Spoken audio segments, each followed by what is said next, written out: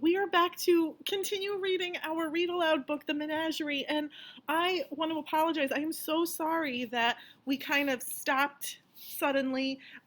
Things just got so busy with all of the other work we had to do online and all of the other videos I had to make. But I am going to be posting a bunch of uh, chapters from our book because I do want to finish it with you guys this summer. And again, I am so sorry, bad teacher, okay? That I forgot and I kind of just left off the book without finishing it. So we are going to continue reading The Menagerie. We're going to read chapter 7. And where we left off with chapter 6 was the boys were in the menagerie. They were kind of exploring to see what they were going to find in there, what kind of animals, what kind of creatures, and let's just get into it. So chapter 7. You mean your parents? Logan asked. This is where you live? Squarp, remember that bird-like creature, sighed heavily, his wings quivering. Moved in a week ago. Terrible, yes. Actually, it looked pretty nice to Logan from what he'd been able to see. There was lots of space inside the enclosure and everything seemed clean and sunny. He edged closer to the fence and peeked over the top again. He stifled a gasp. Sorry, guys. A large black griffin, far bigger than Squarp, stalked out of the cave, lashing its tail. As Logan watched, the griffin strode over to one of the boulders, and Logan spotted another enormous griffin basking sleepily in the sun. The second griffin had white fur with hints of gold in its feathers. Squarp yanked Logan down to the grass again. What do you see? Two big griffins. I guess that's your mom and dad, Logan whispered. Bossy looking, right? Always fluttering over us. Well, Logan said, I mean, that's how all parents are, right? Sorry, guys, I'll make myself smaller. It's not so bad to be fluttered over. At least they want to be with you. Squarp scraped his claws through the dirt. But they have to be with Squarp. That's what parents are for. Yeah, well, not all parents feel that way, Logan said. Some of them have more important things to do. The tiny griffin looked outraged. More important than Squarp? I'm not saying they're right, Logan said. I'm just saying maybe your parents aren't so bad.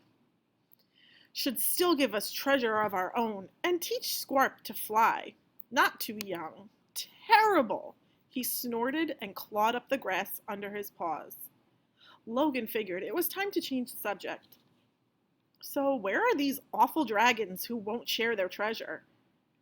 Oh yes, behind you. Logan jumped and spun around, but there were no dragons in sight. He stared across the moat on the far side. The grass was thinner and marked with scorched patches.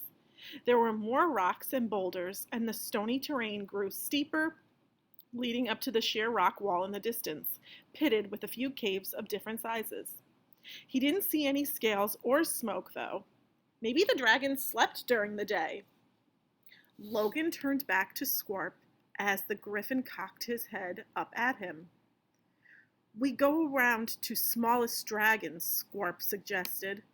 Closest dragon, very, very grumpy. And I don't know about you guys, but I wouldn't want to be around a grumpy dragon. Logan shivered. He wanted to see dragons, but perhaps not very, very grumpy ones. Squarp headed away from the griffin enclosure, following the moat. Ahead of them, a paved road circled the lake and branched off towards the house. On the far side of the water stood a large white dome with a roof of wire mesh stretched across steel octagons.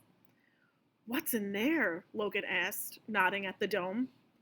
Birds. Noisy, squawking birds. Not for eating. Nobody lets Squarp eat any of the good stuff. Honk, honk, honk. Shrill bellows erupted from the domed building. Squarp clacked his beak at Logan. See? That goose, always squawking. Suddenly they both heard a mechanical rumble up ahead. Quick! Squarp cried. Into the bush! Go! Go! Squarp and Logan dove under a hedge. Logan peeked out and saw a golf cart trundling around the bend of the lake carrying two adults. The woman's blonde hair was pulled into a bun and she wore a gray, pinstriped suit. The guy driving had wild, dark, curly hair and a beard and looked like Logan's image of a zookeeper, with a grungy, long-sleeved brown shirt and torn jeans. The worried expression on his face reminded Logan a lot of Zoe.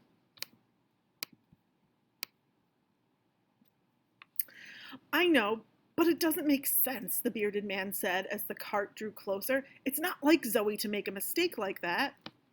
Check the fence if you like, the blonde woman said, but someone left that gate unlocked, and your daughter was the last one in there.